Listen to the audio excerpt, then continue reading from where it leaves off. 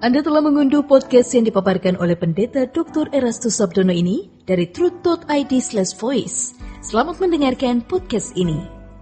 Shalom saudara, salam sejahtera dalam kasih Tuhan kita Yesus Kristus. Kebenaran hari ini berjudul Subjektivitas yang Benar. Saudara, kalau orang percaya memanggil Allah sebagai Bapa, di dalamnya memuat panggilan agar orang percaya memiliki hubungan yang benar-benar intim, benar-benar eksklusif dan konkret dengan Allah. Satu hal yang sukar dipahami, terjadinya pergeseran-pergeseran dari kekristenan yang sejati menjadi kekristenan kosong, sehingga banyak orang beragama Kristen tapi tidak mengalami perjumpaan dengan Allah. Ironisnya, jiwa mereka tidak merasa terganggu. Mereka merasa sejahtera dengan kekristenan yang palsu tersebut. Hal ini yang mengkondisi banyak orang Kristen hidup dalam kewajaran anak dunia, saudara.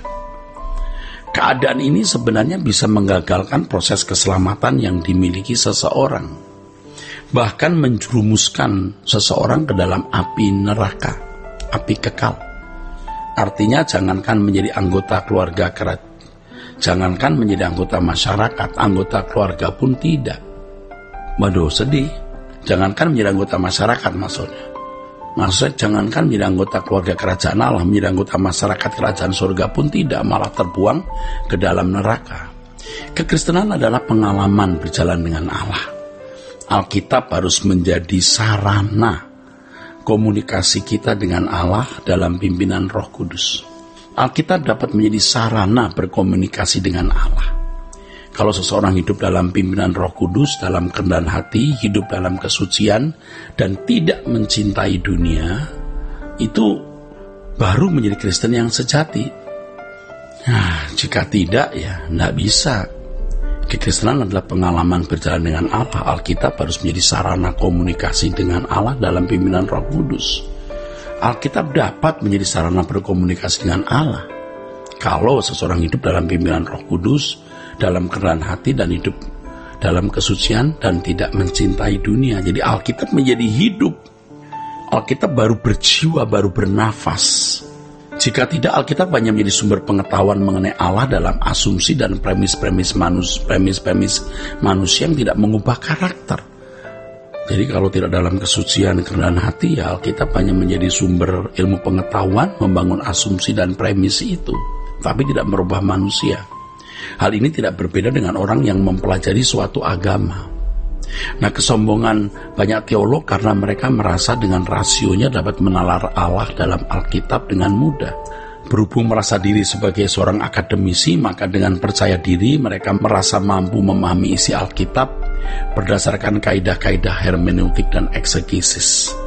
Tentu saja, kita membutuhkan alat itu, tetap eksegesis, hermeneutik itu tentu, tetapi harus disertai pimpinan Roh Kudus, kerendahan hati, hidup suci, dan kesediaan tidak mencintai dunia.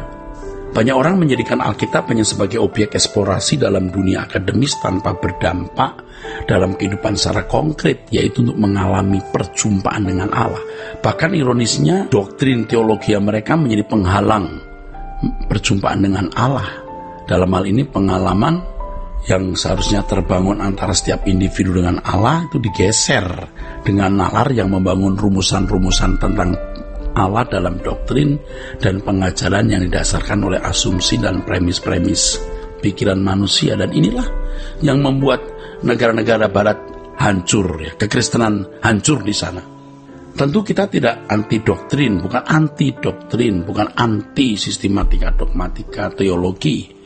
Gereja membutuhkan doktrin yang sehat, harus ada pengajaran yang sehat, doktrin yang benar. Tetapi di lain pihak harus juga ada pengalaman konkret dengan Allah, sebab Allah adalah Allah yang hidup. Nah, biasanya dalam lingkungan akademis atau di lingkungan para teolog yang menekankan rasio, subjektivitas dianggap sebagai ancaman dan mereka bukan hanya menganggap rendah, membuangnya.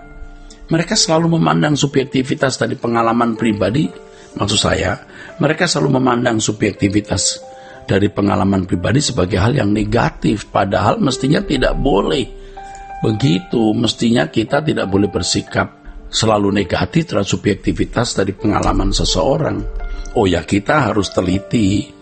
Kita tidak boleh sembarangan menelan kesaksian orang lalu menjadikan itu dasar doktrin, dasar pengajaran. Tidak boleh.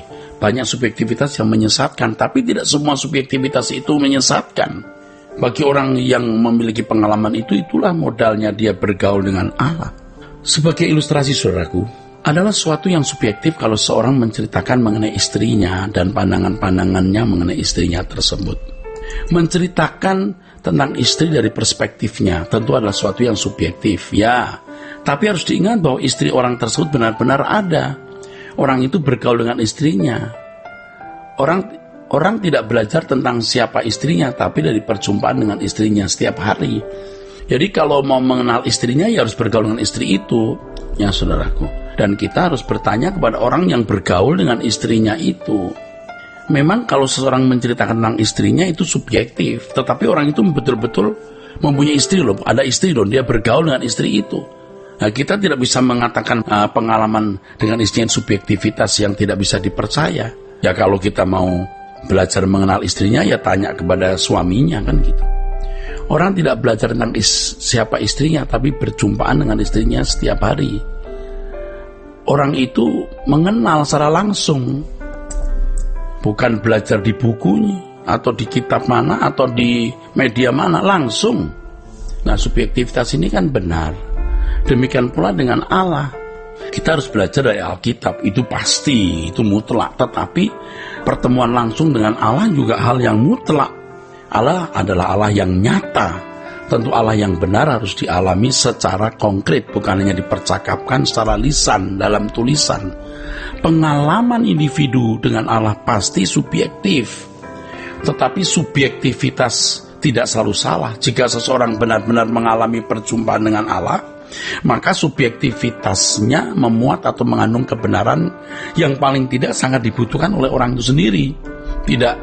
Tidak untuk orang lain mungkin, tapi tidak jarang subjektivitas yang dialami seorang yang benar-benar bergaul dengan Allah itu bisa berguna untuk orang lain. Dan mestinya para teolog, pengajar agama, pembicara di mimbar, atau pelayan jemaat memiliki subjektivitas yang benar itu, bukan hanya menyerap ilmu dari sekolah tinggi teologi. Ciri dari seorang yang memiliki subjektivitas yang benar adalah perilakunya makin seperti Kristus.